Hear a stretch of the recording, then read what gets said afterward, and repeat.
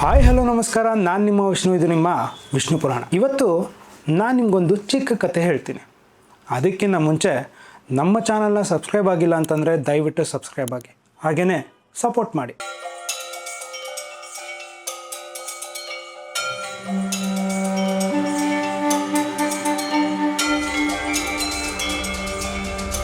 ಒಂದಿನ ಒಂದು ದೊಡ್ಡ ಕಪ್ಪೆಗಳ ಗುಂಪು ಒಂದು ಕಾಡಲ್ಲಿ ಹೋಗ್ತಾ ಇರ್ತವೆ. ಹೀಗೆ ಹೋಗ್ತಾ ಇರಬೇಕಾದ್ರೆ ಆ ಗುಂಪಲ್ಲಿದ್ದ 2 ಕಪ್ಪೆಗಳು ಅಲ್ಲೇ ಸಮೀಪದಲ್ಲಿದ್ದ ಒಂದು ದೊಡ್ಡ ಹಳ್ಳಕ್ಕೆ ಬಿದ್ದೋಗ್ತವೆ. ಆ 2 ಕಪ್ಪೆಗಳಿಗೆ ತುಂಬ ಭಯ ಆಗುತ್ತೆ.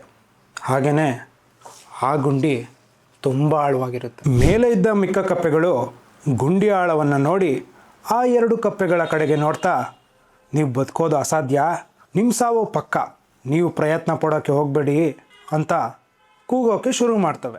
ಆ ಗುಂಡಿಯೊಳಗಿದ್ದ ಕಪ್ಪೆಗಳು ಹೊರಬರೋದಕ್ಕೆ ಎಷ್ಟೇ ಪ್ರಯತ್ನ ಪಡ್ತಾಯಿದ್ರು, ಹೊರಗಡೆ ಇದ್ದ ಕಪ್ಪೆಗಳ ನಿರಾಶಾದಾಯಕ ಮಾತು ಈ ಕಪ್ಪೆಗಳ ಆತ್ಮವಿಶ್ವಾಸವನ್ನು ಕುಗ್ಗಿಸ್ಬಿಡುತ್ತೆ. ಈ ಮಾತುಗಳನ್ನು ಕೇಳಿ ಒಂದು ಕಪ್ಪೆ ತನ್ನ ಆಶಾಭಾವನೆಯನ್ನು ಕಳೆದುಕೊಂಡು ಪ್ರಯತ್ನ ಪಡೋದನ್ನು ನಿಲ್ಲಿಸುತ್ತೆ.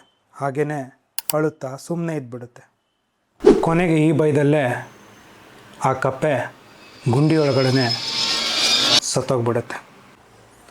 ಆದರೆ ಇನ್ನೊಂದು ಕಪ್ಪೆ ಮಾತ್ರ ಹೊರಗಿನ ಮಾತುಗಳಿಗೆ ಕಿವಿಗೊಡದೆ ಹೆಚ್ಚು ಉರುಪಿನಿಂದ ಜಿಗಿಯೋದಕ್ಕೆ ಶುರು ಮಾಡುತ್ತೆ.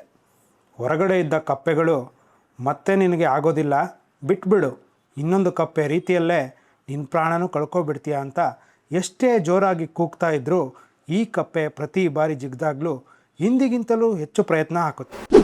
ಹೀಗೆ ಸಾಕಷ್ಟು ಸಮಯ ಹೋರಾಡಿ ಕೊನೆಗೆ ಎಲ್ಲ ಶಕ್ತಿನೂ ಒಗ್ಗೂಡಿಸಿ ಆ ಕಪ್ಪೆ ಗುಂಡಿಯಿಂದ ಯಶಸ್ವಿಯಾಗಿ ಹೊರಬರುತ್ತೆ. ಅದನ್ನು ನೋಡಿದ ಹೊರಗಿನ ಕಪ್ಪೆಗಳಿಗೆ ಆಶ್ಚರ್ಯ ಮತ್ತು ಮುಜುಗರವಾಗುತ್ತೆ. ನಾವು ಹೀಗೆಲ್ಲ ಹೇಳ್ತಿದ್ರು, ಈ ಕಪ್ಪೆ ಹೊರಬಂದಿದ್ದನ್ನು ನೋಡಿ ಅವುಗಳ ಮುಖದಲ್ಲಿ ನಾಚಿಕೆಯೂ ಆಗುತ್ತೆ.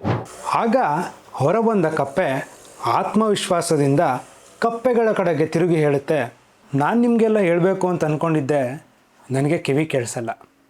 ಆದರೆ ನೀವೆಲ್ಲ ಇಷ್ಟು ಜೋರಾಗಿ ಕೂಗ್ತಾ ಇರೋದನ್ನು ನೋಡಿ ನೀವು ನನಗೆ ಹೊರಬರೋದಕ್ಕೆ ಪ್ರೋತ್ಸಾಹ ನೀಡ್ತಾ ಇದ್ದೀರಾ ಅಂತ ನಾನು ಭಾವಿಸ್ದೆ.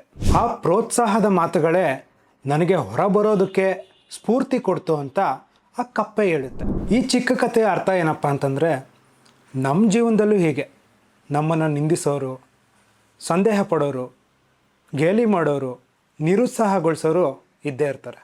ಇಂತಹ ಮಾತುಗಳಿಗೆ ನಾವು ಕಿವಿಗೊಡದೆ ಕಿವುಡರಾಗಿರಬೇಕು.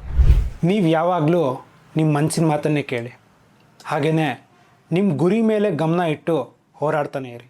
ನಿಮ್ಮ ಗೆಲುವೇ ಅವ್ರಿಗೆ ಉತ್ತರ ಆಗಿರಬೇಕು. ನಿಮಗೆ ಈ ಚಿಕ್ಕ ಕಥೆ ಇಷ್ಟ ಆಗಿದ್ದರೆ ಲೈಕ್ ಮಾಡಿ, ಶೇರ್ ಮಾಡಿ, ಹಾಗೆ ಕಮೆಂಟ್ ಮಾಡಿ. ಮತ್ತೊಂದು ಚಿಕ್ಕ ಕಥೆಯ ಜೊತೆ ಇನ್ನೊಮ್ಮೆ ಸಿಗ್ತೀನಿ. ಅಲ್ಲಿವರೆಗೂ ಕಾಯ್ತಾ ಇರಿ. ನಮಸ್ಕಾರ.